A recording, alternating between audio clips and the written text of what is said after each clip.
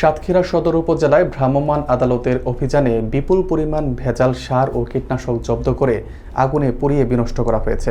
শহরের day night এলাকায় গত ৪ জানুয়ারি পরিচালিত অভিযানের ধারাবাহিকতায় গতকাল বিকেলে এসব অবৈধ মালামাল ধ্বংস করা হয়।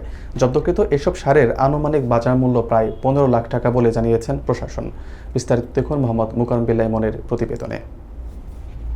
সাতক্ষীরা সদর উপজেলার ডে নাইট এলাকায় ভেজাল কৃষি উপকরণের বিরুদ্ধে কঠোর ব্যবস্থা নিয়েছে স্থানীয় প্রশাসন।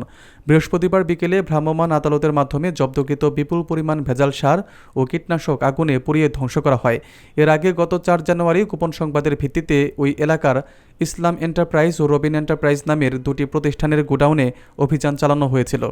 সাতক্ষীরা সদর উপজেলার সহকারী কমিশনার মোহাম্মদ বদরুদ্দোজা জানান, গত রবিবারের অভিযানে ইসলাম এন্টারপ্রাইজের মালিক আশরাফুল ইসলামকে ১ লাখ এবং রবিন এন্টারপ্রাইজের মালিক রবিউল ইসলামকে ১.৫ লাখ টাকা জরিমানা করা হয়। একই সাথে তাদের গোডাউন থেকে আনুমানিক ১৫ লাখ টাকা মূল্যের ভেজাল সার ও কীটনাশক জব্দ করা হয়েছিল। উদ্ধারকৃত সেই মালামালগুলোই গতকাল বিকেলে সংশ্লিষ্ট কর্মকর্তাদের উপস্থিতিতে জনসম্মুখে বিনষ্ট করা হয়। অভিযানে উপজেলা কৃষি কর্মকর্তা মোহাম্মদ মনির হোসেন ও অতিরিক্ত কৃষি কর্মকর্তা প্লাবনী সরকার সহ কৃষি বিভাগের অন্যান্য উপসহকারী কর্মকর্তারা উপস্থিত ছিলেন। কৃষি ও কৃষকদের স্বার্থ রক্ষায় এই ধরনের অভিযান অব্যাহত থাকবে বলেও প্রশাসনের পক্ষ থেকে জানানো হয়েছে। আমরা গত ৪ তারিখে মোবাইল কোর্টের মাধ্যমে এই যে ভেজাল সার উৎপাদন সংরক্ষণ এটার জন্য তাদেরকে জরিমানা করা হয় এবং তাদের যে ভেজাল সার আছে এই সারটা আমরা জব্দ করি। সেই জব্দকৃত সারের আনুমানিক মূল্য প্রায় ১৫ লক্ষ টাকা। সেই সার আমরা আজকে আপনাদের সামনে দেখছেন যে আমরা এটা আলামত ধ্বংস করার জন্য কার্যক্রম গ্রহণ করছি।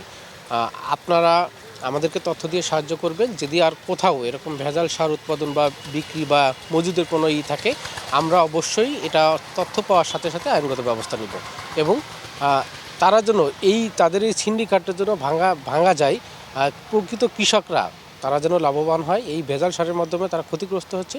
এই কৃষকের মুখে যেন আমরা হাসি দেখতে পারি, এটা আপনাদেরও যেমন সহযোগিতা লাগবে, সবারই সহযোগিতা লাগবে। আর বিশেষ করে এই কৃষকদের মাঝে এই সচেতনতা বৃদ্ধি করার জন্য